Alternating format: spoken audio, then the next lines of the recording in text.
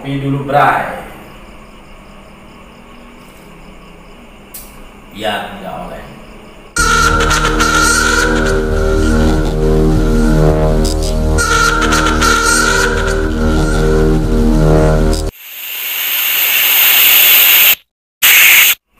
Assalamualaikum warahmatullahi wabarakatuh.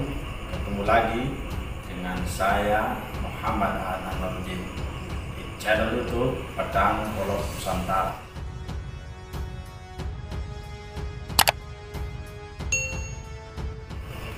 Sahabat-sahabat,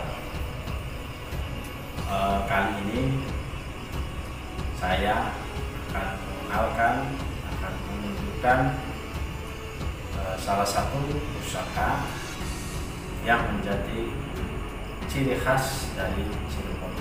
Dan sekian banyak pusaka yang berasal dari Cirebon, sepertinya ini yang paling khas, dan ketika orang melihat pusaka tersebut, kita langsung tahu bahwa pusaka itu berasal dari Cirebon. Dan Cirebon juga memiliki banyak cerita, banyak kisah, banyak sejarah. Dan pedang yang saya tunjukkan adalah pedang ini, sahabat. Dan saya pusaka ini terus terang saya punya 5. Yang akan saya tunjukkan 2 ini. Dan kalau di Cirebon ini disebutnya trusmian. Ukirannya juga sangat khas, yaitu megamendung dan madasan. Ini juga sama, sahabat-sahabat. Kalau di luar Cirebon mungkin disebutnya tunggak semi. Nanti kita akan membahas dengan Kang Prof Dendi, sejarawan muda Indonesia yang begitu luar biasa pengetahuannya. Seperti apa obrolannya, kita sama-sama saksikan. Tapi sahabat-sahabat, sebelum dengarkan obrolan seperti apa, kita ngopi dulu bray, biar nggak oleh. Jadi sahabat-sahabat, trusmian ini tentunya punya cerita, punya sejarah. Dan di Cirebon, sahabat-sahabat juga mungkin sudah tahu ada lokasi sentra batik. Jadi banyak toko-toko, banyak orang-orang yang berjualan batik. Dan di Trusmi ada sahabat saya, beliau teman waktu KKN, namanya Mbak Yayat, punya toko batik juga, namanya Batik di Trusmi Pleret. Seperti apa cerita Batik Trusmi, bersama-sama saksikan. Ini Trusmi ya, gitu ya, modelnya Trusmi. Kenapa disebut Trusmi? Karena katanya khasnya itu adalah ada batik megamendungnya gitu. Dan megamendung sendiri ini adalah khas dari gaya pesisiran, yang mana pesisiran itu di situ kental sekali dengan unsur multikulturalismenya atau unsur kemajemukannya. Jadi sebenarnya motif seperti ini tuh ada juga di bagian-bagian negara lain. Misalkan Cina megamendung juga. Lalu di samping ini ada juga singa kilin gitu ya. Dan di kitanya dalam bentuk keris ada gitu kan ya, nanti itu singa. Kampung Batik Trusmi. Kampung Batik Trusmi adalah pusat industri batik di Cirebon, sekaligus sebagai tempat wisata kuliner.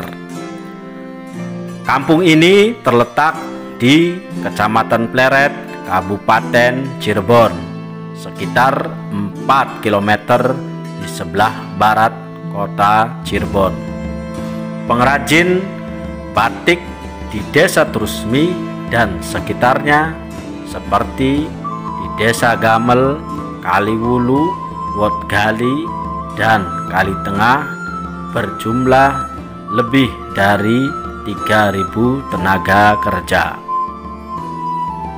Kisah membatik Desa Trusmi berawal dari peranan Ki Gede Trusmi, salah seorang pengikut setia Sunan Gunung Jati ini mengajarkan seni membatik sembari menyebarkan agama Islam. Sampai sekarang makam Ki Gede Trusmi masih terawat dengan baik. Bahkan setiap tahun dilakukan upacara cukup khidmat, upacara ganti welit atau atap rumput, dan ganti sirap setiap 4 tahun sekali.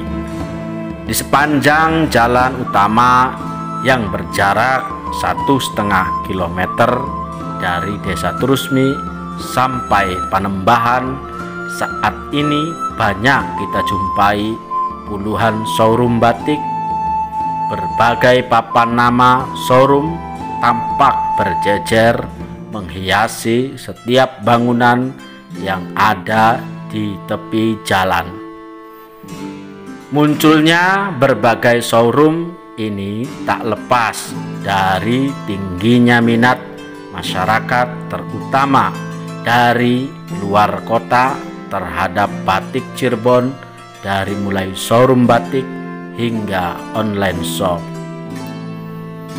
Batik Megamendung menjadi batik andalan Trusmi, berhasil menjadi ikon batik dalam koleksi kain nasional. Batik Cirebon sendiri termasuk golongan batik pesisir, tetapi juga sebagian batik Cirebon termasuk dalam kelompok batik keraton. Hal ini dikarenakan di Cirebon masih berdiri keraton-keraton seperti Keraton Kasepuhan, Keraton Kanoman, dan Keraton Kacirebonan. Kemudian muncul beberapa desain batik Cirebon klasik yang hingga sekarang masih dikerjakan oleh sebagian masyarakat Desa Trusmi, di antaranya seperti Megamendung, Paksi Nagaliman, Patran Keris, Patran Kangkung, Singa Payung, Singa Barong, Banjar Balong, Ayam Alas, Sawat Penganten, Katewono, Gunung Giwur, Simbar, Menjangan, Simbar Kendo, dan lain-lain. Yang saya punya ini konon ini coraknya Megamendung. Iya. Dan dikatakan bahwa pedang ini adalah pedang refleksnya untuk pedang Trusmian. Nah, Trusmi itu apa? Apa, siapa, ya apa? Kira-kira gitu. Jadi Trusmi itu kan nama suatu daerah ya. Dan kemudian di zaman Sunan Gunung Jati, bahkan di zaman Pangeran Walangsungsang itu, di sana itu ada pemimpinnya Trusmi itu. Dan bahkan kalau menurut tradisi lisan yang sekarang beredar, Mbah Cakrabuana itu adalah Mbah Buyut Trusmi itu gitu. Namun kalau Cakrabuana Buyut Trusmi, ada yang bilang begitu. Tapi yang jelas kalau Pangeran Trusminya itu kan ada Buyut Trusmi, ada Pangeran Trusminya gitu. Pangeran Trusminya memang keturunan Cakrabuana, yaitu pernikahan Pangeran Cakrabuana punya anak Pangeran Carbon. Pangeran Carbon nikah dengan sosok Nyi Cupluk gitu ya. Nanti itu punya anak yang namanya Pangeran Trusmi atau Bung Cikal itu. Pangeran Trusmi dengan Ibu Trusmi duluan mana? Ya duluan Buyut Trusmi. Berarti Trusmi itu kan ngambil dari Buyut ini. Iya betul. Atau mungkin nama menurut yang Tendi sendiri. Iya. Buyut Trusmi itu kira-kira siapa? Kalau buyut Trusmi ya, karena kan tadi ada Pangeran Trusmi ya, Nah, nyebutnya ke kakek itu bisa aja itu kan Mbah. Jadi mungkin bisa aja itu penyebutan kepada Cakrabuana karena mbahnya. Tapi yang dimakamkan di situ belum tentu itu adalah makam Cakrabuana. karena kan Pangeran Cakrabuana atau Mbah Kuwu Cirebon itu kan di Talun ada. Bahkan di Astana Gunung Sembung, kompleknya makam Sunan Gunung Jati juga konon ada juga. Kalau menurut catatan naskah, bahkan yang tertua gitu ya, CPCN itu yang dibuat Pangeran Cirebon, itu yang di Talun itu adalah makam Pangeran Cirebon anaknya. Oh, anaknya Pangeran Cakrabuana. Cakrabuana iya. Yang ada biasanya adalah petilasan atau makom gitu ya. Lalu kalau makam aslinya ya, kalau kita baca catatan ulang daftar itu ada denahnya makam itu ya. Yang Mbah Kuwu tuh ya di Gunung Sembung itu. Yang di bawah itu ya. Iya betul. Sedangkan kalau di tempat-tempat lain itu kebanyakan adalah petilasan. Tapi walau karena hidup zaman saat itu ya. Ya seberapa. Jadi kalau berbicara sejarah pasti ini.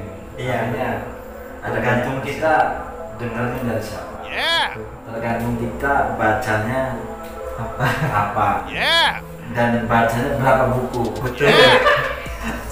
Kadang-kadang baru dari satu sumber kita ngotot-ngotot Pak. Iya betul. Wah.